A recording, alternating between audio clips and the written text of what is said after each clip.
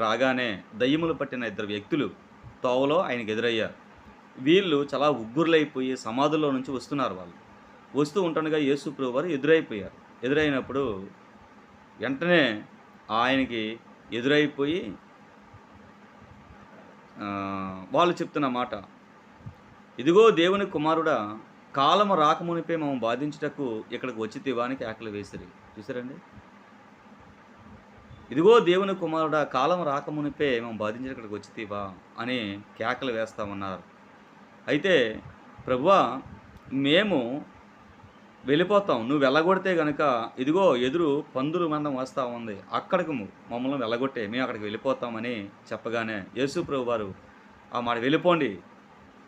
వీళ్ళని వదిలేసి వెళ్ళిపోమని ఆ దయ్యాలు పట్టిన వారు చెప్పారు యేసయ్య. వెంటనే ఆ దయ్యాలు ఆ మనుషులను వదిలేసి ఆ పందుల్లోకి వెళ్ళిపోయాయి. ఆ పందులన్నీ కూడా సముద్రంలో